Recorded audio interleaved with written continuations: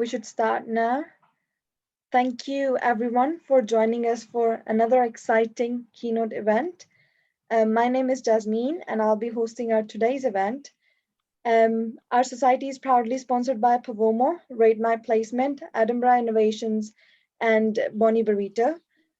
For our today's keynote event, I have the privilege of introducing Professor Thomas Åstebro, who is the L'Oreal Professor of Entrepreneurship at HEC Paris, Academic Director, HEC Online Master in Innovation and Entrepreneurship, Co-Director Entrepreneurship Track, HEC MBA Program.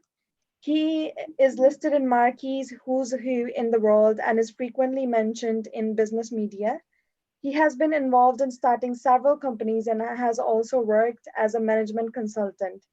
Dr. Åstebro received his PhD from Carnegie Mellon University, USA, and taught at the University of Waterloo and the University of Toronto before joining HEC. In today's keynote event, he'll share his thoughts on entrepreneurship. And at the end of this keynote event, there will be an opportunity for the members to ask us any questions, to ask him any questions. So please feel free to put down your questions in the chat box along the way, and you can also choose to switch your mic on at the end of the talk so that there's more interaction with the speaker. On that note, I extend my warm welcome for Dr. Thomas Åstebro, and I'll hand over to you now. Thanks so much for that kind invitation, Jasmine. It's a pleasure to be here in front of Scottish Entrepreneurship Network.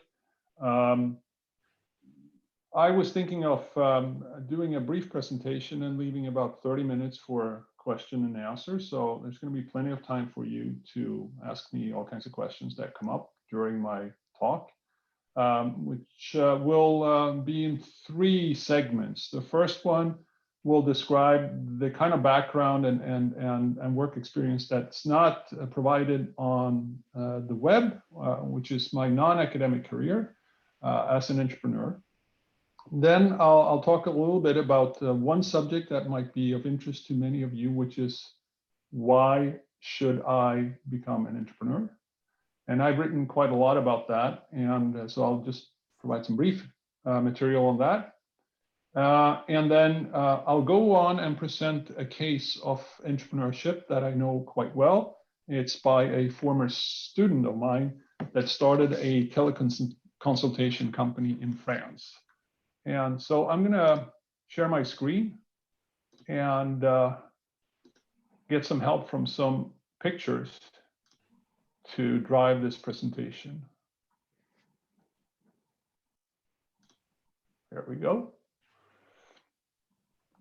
And so here's a picture of my entrepreneurship career in four parts. I'm going to go from the top left and clockwise to the bottom left. I've not always been academically interested, although you know, I've been going in and out of academia for some time, but not anymore. Since I joined HEC, I've just been a professor and focusing on advising students and entrepreneurs, such as the case of Consulib that I will be talking about. But I have always been interested in entrepreneurship personally. I started doing work on an hourly basis when I was 12, working in a chemical factory, so you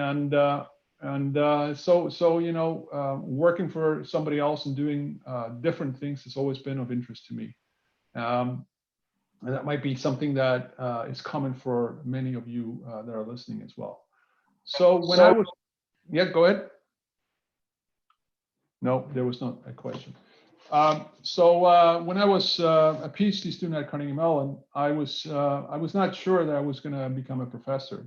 And so on the top left corner here, you see a laptop, and it is describing a year when I took a break from my PhD studies and became a management consultant. And one of the main reasons for why I became a management consultant was that I didn't have the money for the tuition and all the expenses that I would incur when I was studying in Pittsburgh after the first year. I was only getting a first-year scholarship. And so this was a way to raise money for the last 3 years of studies for the PhD. And I did it. I went back to Sweden also. I had a girlfriend in Sweden during the time, so that was the second important reasons to take a break from studies. And I've written about this particular experience in a paper that's on the web. And I'll provide a reference to it. The main motivation for this venture was to make money, and I did make actually up for all the costs that I would have for the next 3 years, and I finished this stint as a management consultant pretty unhappy. I didn't like being a management consultant.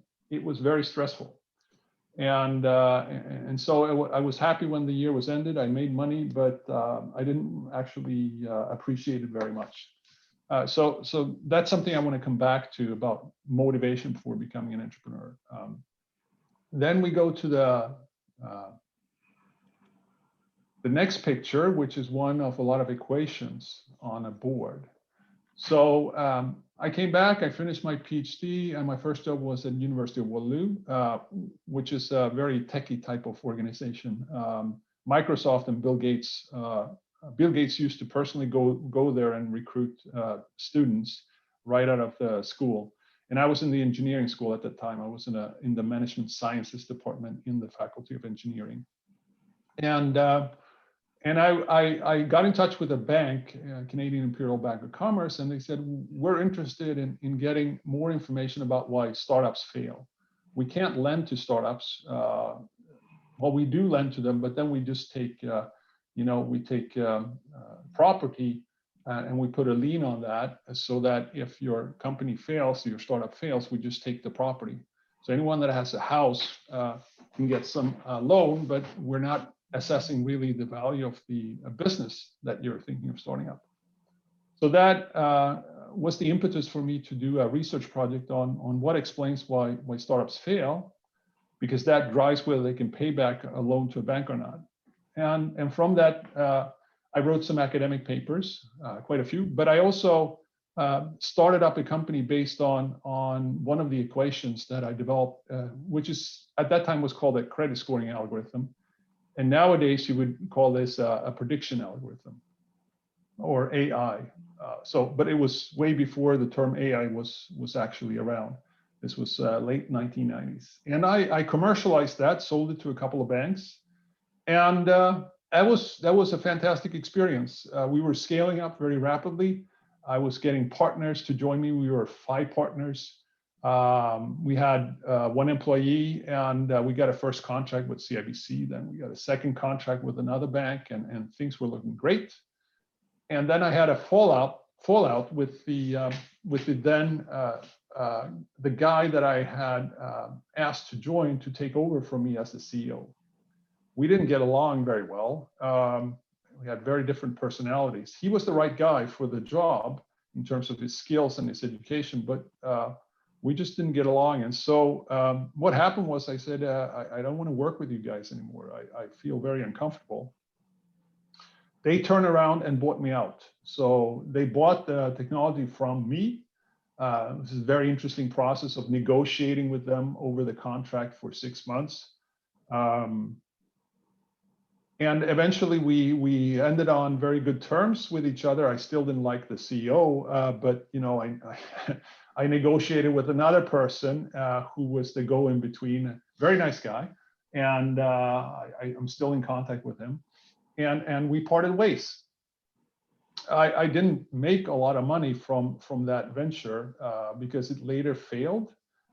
This was not really due to anything wrong that they made, but what you learn is that sometimes the timing is just not right. In this particular case here, we were in the process of actually raising venture capital for this company in the spring of 2001. We were in long discussions with one particular VC. We had gotten pretty far into the due diligence process. We can get back to this case later if you're interested. But what happened was that then Black Friday came around, and this was the the kink in the curve that started the dot-com bust. And valuations of startups in one day turned from really positive to zero. And so these guys that started, well, they didn't return our calls. I tried calling them on Monday and they just, were uninterested. So we didn't get any funds from a VC at that point in time. We were still scaling up very quickly because we were in partnership with a big bank, but they also starting to get trouble. The loans started to go sour because of the economy was going south, and everything just collapsed. The next project is a description of basically a company that I got involved with that was run by the accountant of the firm that I had prior. And he was a co-CEO of a learning management content system. They had the Canadian exclusive license for a software that was basically a competitor to Blackboard. Sorry. Turn off my phone here. There we go. They came and asked me for an investment. I was then sort of practicing moonlighting as a business angel, and we can get back to what business angels do and how they invest in companies and so forth. And so we put in 25,000 into this company. We never got any money back from this. It was an investment that went nowhere. And I learned a little bit about what you shouldn't make investments in from that venture. And I'll go to the last picture, which is probably the most fun I've ever had in terms of entrepreneurship. And it was a completely crazy project. And I want to impress on you that if you are interested in becoming an entrepreneur, you should have fun more than anything else. Otherwise, it's not worth it. And I'll explain later why. This particular case, there was a friend of mine in the same condo building, Craig, who was a serial entrepreneur. We used to talk to each other quite a lot. We had similar ideas and personalities, and we enjoyed sharing a beer. And one day he came and said, yeah, Tom, you have to meet Frank and Norm. Frank and Norm, if you ever see this, hi guys, it's been a while. They are elite hairstylists in Toronto, on the poshest hairstyling street in Toronto. If you go in there and you get a hairdo, you have to pay at least $250. That was at the time when I was talking to them. And if you want a fancy hairdo, you want your hair standing straight up and light up when you go into the disco, you pay maybe 500. So this is not a haircut for 10 euros. So what these guys wanted to do is if you want the hair to stand completely straight up like this, you got to spend hours under the hood, and you got to pour in lots of stuff into the hair, particularly sugar. And then you can set the hair. And it's really complicated to do if you're a hairstylist. So you can only focus on like one person at a time. So let's say that you have a wedding of 5 ladies coming in, the bride and the bridesmaids, and they all want to have hair standing straight up. It's a lot of work. And all the different tools that were available at that time, blow dryers, handheld blow dryers, hard-shelled plastic hair rollers that had a core inside them that would be heated up. All these were, for various reasons, not doing the job that Frank and Norm wanted to do. So they came to us and they said, we wanted to create something that's like a cloth that you can fold, put a clip on, put it in the hair, and then the hair would set within a period of 15 minutes because this particular cloth would give up heat. It would have heat stored inside it that it would dissipate, and you could set the hair. So I said, well, hey, fine. This is a great idea. you know, you have a fantastic idea, Frank and Norm. How is this going to be done? And they looked at me and Craig and says, we don't know. They had no clue. So they pointed at me and said, but you're an engineer. I happen to have a PhD in engineering. Can you figure it out?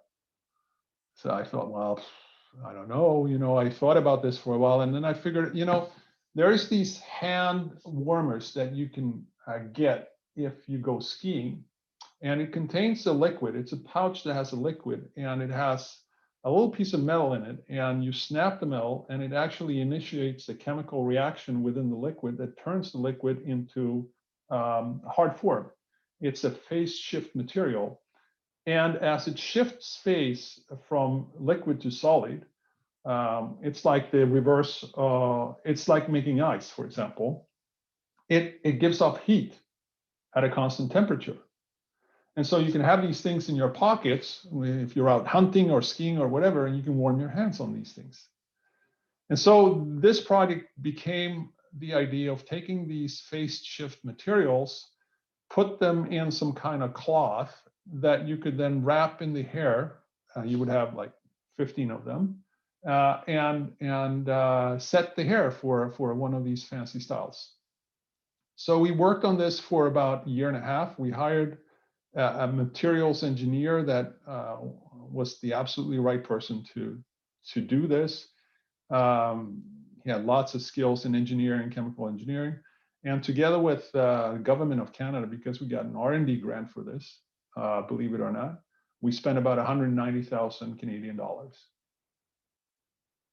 And at the end of this project, we concluded it didn't work. The thing just did not work. You put these cloth thingies into the hair. I'm not going to describe exactly how they look like, but if you wanted them to give off enough heat to set the hair in 15 minutes, they had to be really big and really heavy. We had experiments where we had ladies use these, and it would scald their scalp. I mean, they would get burn marks on their skin. And so if you reduce them and space them out more, you know, to not have an accident, these poor ladies, they were very courageous, then, you know, the hair wouldn't set. So it was just a matter of the physics was not there to make this work. And so that was it. That was the end of the project. We said, thank you very much. Goodbye. It's been a great pleasure to work with all of you. I had fantastic fun with Craig and Norm and Frank. We just worked our butts off, evenings, weekends. Frank was a guy that did martial arts. You go up early in the morning, do 2 hours of martial arts, go in and go to his hair salon, work for 10 hours, and then drive out to Brampton to go to this materials engineer and sit in his lab for an hour and tell him how he should do things, and then go home and try to sleep for a few hours. That was the quintessential entrepreneurship. And it's also the expectation for entrepreneurship. The expectation is that your project is going to fail. That's the absolutely most likely outcome. It's not that you're going to become the next Bill Gates. That's totally untrue. And so wanted to talk a little bit about your motivation to become an entrepreneur. And I've written a couple of articles about this. They're on the left here. I don't know how to distribute these web linkages, but you can just search on my name and you'll probably find them. Some of them are on my on the school page. For example, why should you become an entrepreneur? And this one talks about the fact that, you know, playing on entrepreneurship is like playing on the lottery. The expectation, the most likely outcome, is that you'll earn a negative rate of return. That is, that your investment will be lost. So it's your time, whatever money that you raise from your friends, your family, maybe you have some money yourself. The expectation, it's gone. Okay. there's a small chance that you might become really wealthy. But if you're a rational person, that is not going to be the motivation for why you should become an entrepreneur, because that's just nonsense, that the expectation is negative. And so you look at table 1 here. This is data that supports this. Why do you want to start this business is a question that was asked to a large number of entrepreneurs that were in the process of starting up their business in the United States. They've done some work, but they haven't actually launched it yet. And the most frequent reason is not to generate income. It is other non-pecuniary motivations. I want to be my own boss. I'm tired of working for the man. I want more flexibility. I want to set my own hours. And for me, absolutely the most important thing that you should consider is, are you going to have fun? If you're not going to have fun, don't do it. If this is going to be a hardship, because entrepreneurship takes so much more time from you than going in and clocking in, working 9 to 5, and you're going to be tired. You're not going to see your friends and family as much as possible as you could if you did other things. You're not going to have time for exercises. You're going to be exhausted mentally and physically. There's all kinds of drawbacks to being an entrepreneur. So the compensation has to be somewhere else. You really have to like it to do it. All right. There's a lot of people that start with the idea first. I have a good business idea. Sure, fine, super. Like, for example, the curve cloth that I worked with Frank and Norm and Craig on. That was a great idea, but that doesn't mean that they're more likely to succeed. Great ideas also fail. And then there's other kinds of reasons, generating income, lack of other employment options. I think lack of other employment options is actually going to rise in importance. So that's that. It's a little bit of stuff that I've done in the past. What I'm doing now, and I'll be very brief on this, I'm doing 2 things mainly. One is a big, what's called a randomized controlled trial on online education. We're trying to figure out how to teach people, particularly in developing economies, how to take personal initiative and how to be entrepreneurial. That doesn't mean that you are necessarily becoming an entrepreneur if you learn this. It's just about learning how to deal with setbacks, planning your life, looking forward, and hopefully getting a good education as an outcome. We think that that's one of the major outcomes of this kind of training. It's training in school at K-12 and K-13 levels. So kids are 15 to 16. You see me interview a couple of them here. We're in Quito, where I was doing this interview. No, it was in Kenya, sorry. And it's a massive experiment. So we've experimented with 30 to 50,000 Ecuadorian students at this time. So some of them gets this type of training that I talked about. Some of them gets other types of hard skills training, math, statistics, or they might get a course in English. And we want to see if this type of psychological based personality development actually does anything for them in the future. That we're going to have to track these students for a long time to see the outcomes of this. But there's a lot of interest in developing countries for this type of online education because it makes education available in regions where it wasn't before. And we're in talks with other countries now. I'm not going to tell you which ones and what we're going to do, but to expand this broadly across the world.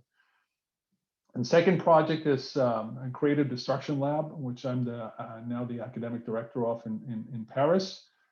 This is part of we basically is one of a large group of universities that are trying to accelerate deep tech startups.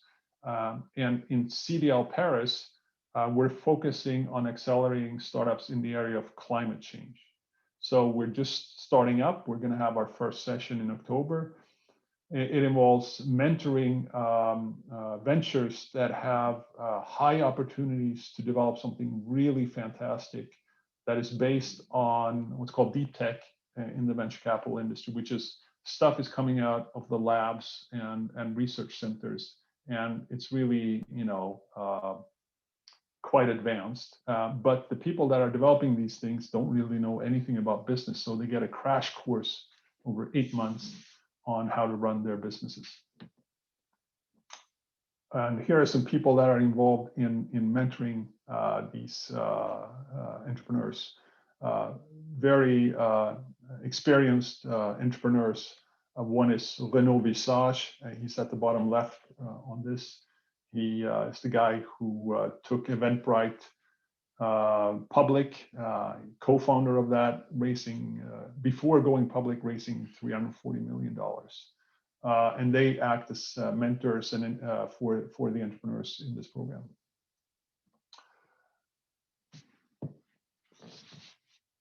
(6:33). Okay, I'm going to talk about this particular case for 4 minutes. Okay, so very briefly. Consulib. You see the guy there on the left, that's Elias Daguerre. He is an orthopedic surgeon specialized on doing knee replacements. And he was my student in the online innovation and entrepreneurship program that I was the academic director of. And he had this idea of developing a teleconsultation site for everyone in France. And this was a student project. He decided to launch it. He was making some money from his practice that he poured in when he had a little bit for engineering and computer scientists to write the software for this website.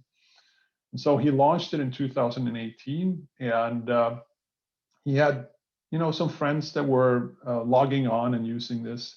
And in order to make it grow rapidly, he didn't charge more than €1 per teleconsultation for the physicians that were using it. But it wasn't growing very rapidly.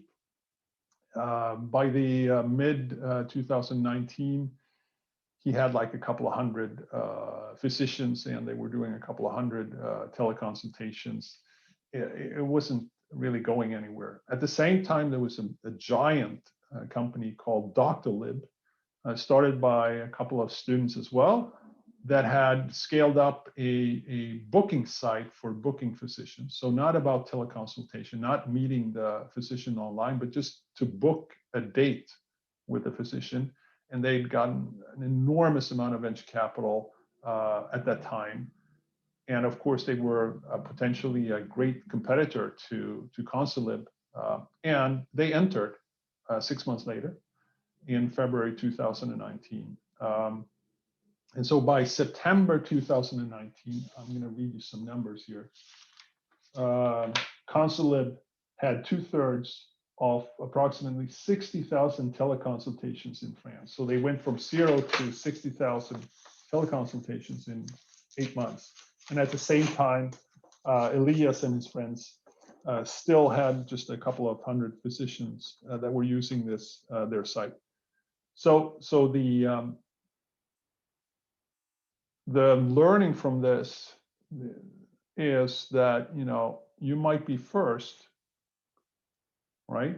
But if you don't have the resources, you know, being first has no value. You think that there's something called first mover advantages. That's only for those that have a lot of resources when they start up. So big companies can utilize first mover resources, first mover advantages. Small firms like Elias' company cannot. And so they were about to get crushed by Doctolib. But then fortune came around. You might say it's misfortune because it was the COVID crisis. And in 2 weeks, Consulib completely turned it around because they took advantage of this crisis by offering their services for free. So they grew what they were expecting to grow in 2 weeks. In 2 years, they grew, in 2 weeks, they grew what they were expecting to grow over 2 years. So they multiplied the number of consultations by 100. and they multiplied the number of physicians by 2 or 3. And so each day they had between 5,000 and 10,000 teleconsultations. I've written more details about this case. There's a lot of ins and outs of it, but the big take home is that, you know, sometimes you're just lucky. And of course, COVID-19 is not a great thing, but Elias was there to help physicians and patients to get consultation with their doctors where they otherwise wouldn't have. And he took advantage of that. And their company is doing great now. They have a good scale. They can get revenue. They're still offering their services for free, by the way. But venture capitalists are now very interested in their company. And I'll stop there. Thank you, Thomas, for such an amazing talk. It was unique to hear that you said that you should emphasize more on fun than the work while you're starting your company. That was a good takeaway. And I was wondering to know that you said that you guys invested around 190,000 Canadian dollars in your startup, right? Yeah. And then when you had that failure, how did you guys took it at first? Because we're happy. You know, there's nothing to do. The product wasn't working. It was time to move on. We'd written a couple of checks, you know, totaling 25,000 each. I think Craig and I actually had paid more because Frank and Norm was kind of running out of money. But you know, when the song is over, the song is over. You know, you move on and you do something else. And actually, I've used this case to teach, and students always love to hear about, like, you know, what entrepreneurship is about.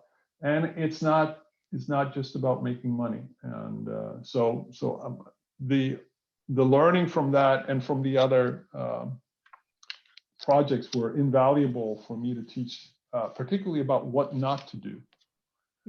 Yeah, that sounds really great, and thank you very much for giving your insights with our members today. So I'll encourage everyone to ask their questions in the chat. So questions are coming in. So Harrison wants to ask, your work shows that the majority of new businesses fail due to overconfidence, but it seems risk aversion is preventing innovation and new startups, especially in the light of COVID. So this effect is amplified by a reported contraction in VC funding this year. Yeah. On an individual level, how can an entrepreneur find a balance between overconfidence and risk aversion?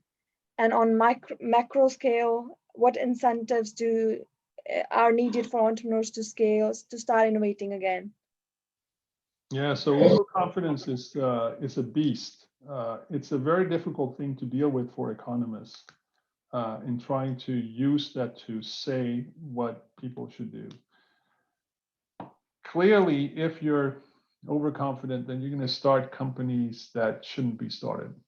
That's the basic effect of overconfidence. You believe that you're better than you are.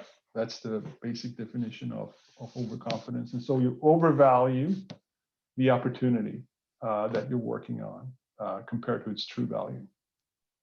So that's a decision-making bias. If people were more calibrated, less companies would be started, and the economy might be better off overall because of that. The thing is that if everyone was well calibrated, then we wouldn't also have the fluke companies that eventually turn out to be great companies, right? So there's a small chance that there's always a chance that some of these companies that didn't get started would have turned out to be the next Google. And it's really hard to precisely pinpoint what the appropriate level of overconfidence in the economy should be. It's not obvious actually that we would be better off if everyone was fully calibrated. We know for a fact that people that are depressed, clinically depressed, they're much better at calibrating probabilities. They're much more calibrated towards the true value than normal people and non-depressed people. And that's a depressing fact that, you know, we would all be better off if we were depressed in one sense, but that would be a very depressing thought, wouldn't it? Yeah. So when you say fluke company. Yeah, well, you know, randomness is really the most important thing driving innovation and startups. You think that you can control things, but you know, the chances are that you can't. And I gave you an example of my company that was the credit scoring algorithm company that was doing really great. There was nothing wrong with that product. We had a partnership with a bank that was helping us to distribute our product. It was in their system, and it was running kiosks where you would, as an entrepreneur, you would go into Office Max or Office Depot. We had agreements with those. The kiosks were distributed, I think, in 200 locations in Canada. And you could go there, enter into key information into this kiosk, and you would get a decision within 24 hours whether you would be getting a loan from this bank or not. And so this is a great expansion effort by this particular bank to corner sort of loans for startups in Canada. But you know, then the crash came, the stock market crash came on Black Friday, and you know, the opportunity completely disappeared. We had no control over this. This was just bad luck, and this happens all the time. So some people have bad luck, some people have good luck. I wouldn't say that every large company that's a startup eventually grows big is lucky, because if you take a person like, for example, Bill Gates. Bill Gates clearly has the knack for it. You know, he knows how to run a company. Same thing with Steve Jobs and some other really amazing people. They have superior execution skills for running these companies. But it's not clear a priori that we know who those people are. If I go, I look at Harrison here, I look at Jasmine, I look at Aleshin, I can ask you 1,000 questions. Not sure I would be I would be better off in terms of predicting which one of you would be the person that would run a great company. So therefore, you know, chance plays a very large, it's a very large explanation for who succeeds and who doesn't. But it's clear that some people are better at running startups and growing them than others. That's absolutely clear. It's just we're not sure which ones in a priori. Afterwards, we can say, okay, that person, but explaining it in advance, it's very difficult. Yeah, all right. I agree, I think. Thank you. So Dom wants to ask, wouldn't you say that some companies are able to succeed due to persistence of the founders, that at first might just look like overconfidence? Sure, but then absolutely, persistence is important in order to weather through setbacks, but persistence can also turn into, you know, it's similar to overconfidence, and it's part of overconfidence. If you pursue something too long, when it actually should close, then you're wasting your time and maybe your money and other people's money. I see a lot of this, and it's very dangerous. People pursuing really crazily bad ideas, throwing in tons of money into it. When you say, this is never going to work, you know, give it up. And people, oh yeah, but if I just do this, I do that, then I'm going to succeed. No.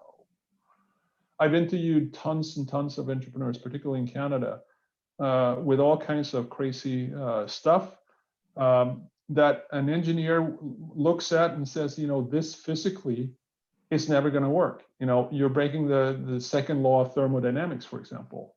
You're trying to get more energy out of a system than you put in. That's not going to work. And then you have this person saying, well, yeah, but you're full of shit. I'm sorry. I'm just going to go and ask somebody else. That's persistence. Okay. But that's bad persistence. But how would you know where to start? Well, a lot of people don't know when to stop. I asked a lot of people that, they were completely broke from doing this kind of stuff. Oh, wow. Yeah.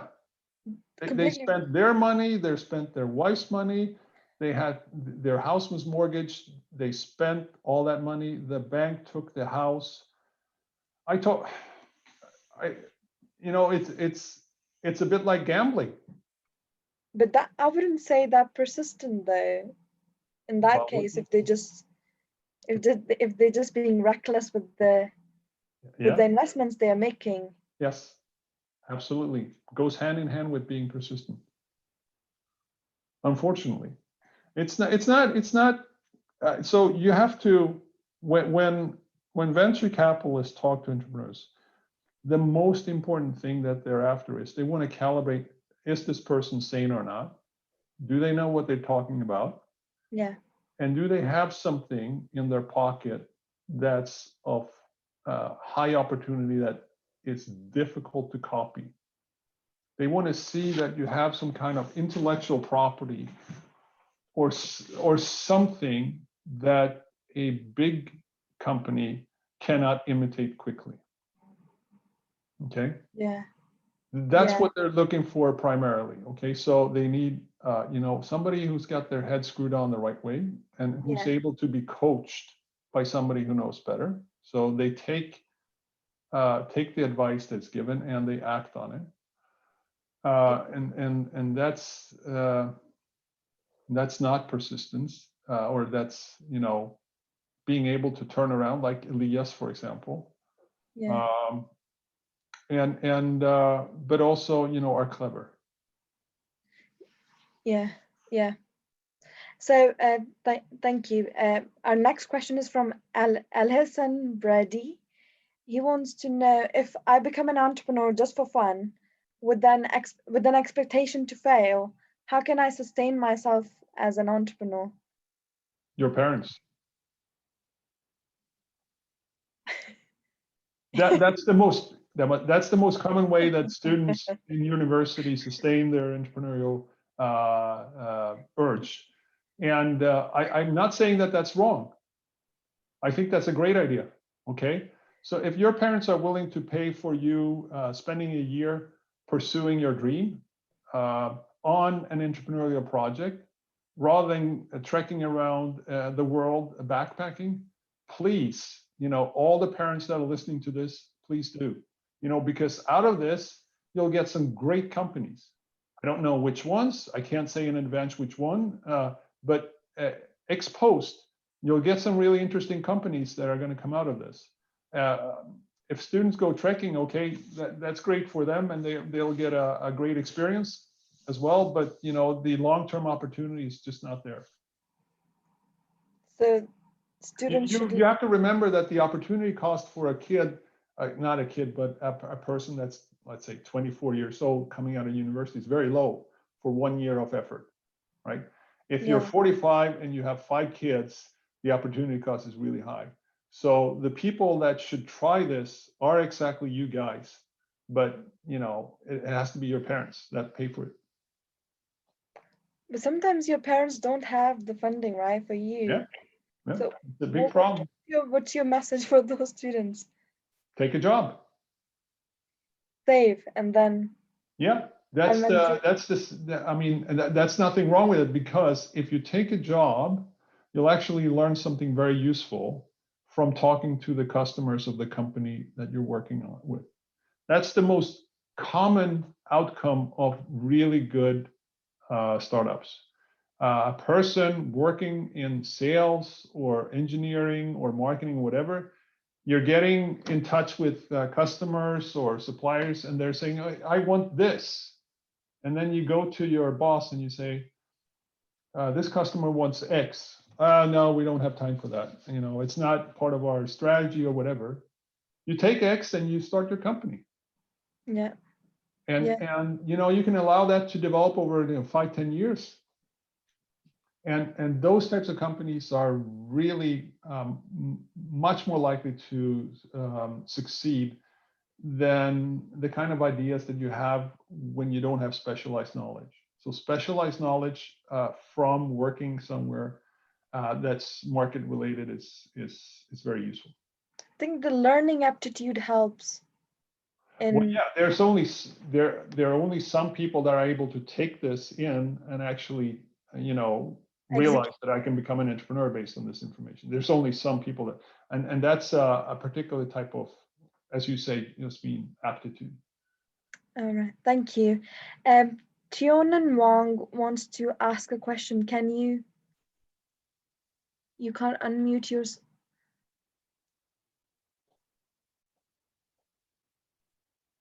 Are you able to, for some, Oh, hello. Yeah. It's a pleasure to have you in call, Thomas. I would like, you probably heard of the 0 to 1 book from Peter Thiel, as you're interested in venture capitalists.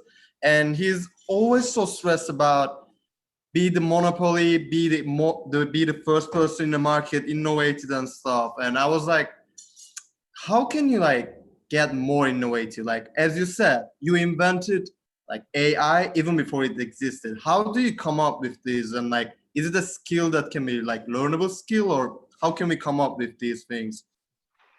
Yeah, you can. I think the most interesting ventures come out of research and labs in universities. And that's why we have created the Creative Destruction Lab. It's helping young people, PhDs, master's students, or researchers that have come up with some really fancy new intellectual property, biotech, something in climate change, some new food, grinding up crickets and making proteins out of that. I don't know. And helping them to commercialize these ideas, because that's where I see most great ideas. Okay. There are other ways to get good ideas as well, but the way to prepare for being able to innovate like that is to study. If you're working together with somebody in the lab, that's your supervisor. That's how you get the best ideas. Okay, thank you. So I'm aware that we started a bit late, so we'll stretch our session to 5 or 10 minutes late if that, and I'll take a couple of more questions in the chat. So the next question is from Joanna. She wants to ask that she's highly interested in telehealth program. She's curious to know about your 5-year horizon for it. Like, from her point of view, people will definitely care more about their health and might have developed a habit of social distancing. Yeah. They'll be happy to accept the idea of telehealth, but at the same time, she's just curious to know that it's not similar to the face-to-face health health counseling. Yeah. I write a little bit about that. I just basically wrote what Elias told me about his experience as a physician. So read the article, but in brief, he thinks that telehealth will increase tremendously in the future. COVID-19 will continue for a long time. It takes a while for people to get used to interact with their physician online. But he says that actually people now in this day, they prefer this very much over going into the office and sitting in the office with other people coughing in their masks and so forth. So, and he found that actually people are more comfortable at this time in the meeting with him when it's online compared to when they're meeting in person. So that's all that I can say about that. Allison has commented that his parents are happy to pay for him. So I saw that. That's hilarious. That's great. That's a good news. It's not that expensive, if you want to do something. Also, always start with a friend. A partner. It doesn't have to be your friend. Yeah. If you're starting a company with a friend, you're going to have some issues to. I'm not going to go into all the details, but it's complicated to start a company with a friend because you get conflicts between your friendship and your workmanship, and you have to sort that out very, very quickly when you get going into a venture like this. But let's say you're two people, get together, decide to do something fun, and work on it for a year. Then if it hasn't failed after a year, then it's time to be more serious about it. It's very likely that it's failed, and then you've taken a job or you've done something else and you had a great time. This is not a costly venture for you guys. I mean, you're not paying any tuition anymore. You're probably working from home. Your parents are just paying your food and maybe some expenses for whatever computers you're having and so forth. That's all. So it's not costly to start up and try it like that. So I definitely am advocating that. And by the way, if you learn very quickly that this is maybe not that great of an idea, do something else. Thank you. I think it's more good to take chances when you're young than later, as you mentioned earlier. Absolutely.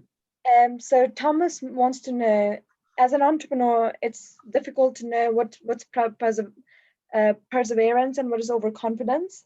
And more especially though, how can you be sure not to end up in a position where you have poured your life funds into dead-end projects with no profits? Yeah, advisors, other people. You will not be able to know that yourself. Other people will have to tell you. So the most important thing when you get started up or you want to start up is to engage very quickly in finding a board of advisors, people that have been around and done this before. Like Craig, for example, that I worked with. He was a serial entrepreneur. I didn't know what I was getting into. I was just a professor, and he told me he held my hand along the road, and I got 2 or 3 other people in other ways that did the same thing. And every time they told me something, they were right. So advisors, you don't have to pay for them. They're going to be free. People love to do this, advise young students, and get good ones. Okay, so it pays off to chase those people that are difficult to get. All right. Okay, so our last question for today's session is again from Dom. He's asking, would you say that paying for a university education, which can cost more than 100 grand, is worth it instead of using that money to find your own venture? Absolutely. Louis Louis Pasteur said, fortune favors the prepared mind. Yeah. If you don't get a university education, you can become a plumber. You can become a pizza baker. You can become an electrician. But is that really what you want to do? If you get an engineering degree or a science degree or something like this, you can change the world. Yeah. Go get a university education. And if you take a job, the rate of return on that is very high. So you have lots of different options. You don't have to become an entrepreneur just by getting a university education. A university education has a 10% rate of return. It's better than any other type of investment you'll do. Yeah, because I think because his context is because you can learn it from internet anyway. Like information is everywhere. Yeah. So it's not necessarily to have a university education. I think it's hard to replicate. I've been working with Coursera in devising programs, a Master of Science. We're moving towards more and more digital education. It's true. Yeah. We haven't really, I think, and this is why I'm doing research on this in Ecuador and Peru and other countries. We haven't really found the solution yet. I think we're working on this. And so I wouldn't advise anyone to go to Coursera and well, I shouldn't say that. Go to Coursera if you want to. They have fine programs there, but and you can get actually university educations now through Coursera. But don't think that taking MOOCs and hanging out and not having the support of a university when you put that program together, that's a good substitute. I don't think it is. Okay, so there's a last minute question, so I'm just gonna take it now for now. So what's your opinion on bootstrapping versus raising venture capital funding? What context determine the path one should choose? Bootstrapping, because that's it's most likely the only way for you to find money. I'm going to give you some statistics here. In the United States, there's about between 600 to 800,000 companies started every year. Most of them are, small one-man shops, pizza stores, corner stores, dry cleaners, and so forth. But the number of venture capital deals to start up every year, it's about 400 to 500 out of 800,000. So you're just not going to get venture capital. You're very likely to have to find the money from your friends, your family, and maybe your neighbor. Thank you, Thomas, for your precious time. And it has been lovely to have you on for this keynote event. Are there any final words you'd like to say? Good luck. Thank you. And also, you'll hear from my parents if I do something wrong with their fund soon. That's great. I'll let them know about your advice. Probably I'll call them after this call. Fantastic. Thank you very much. Thank you very much. Okay. Yeah, it has been nice. So I'll end our event there, and thank you everyone for joining us today.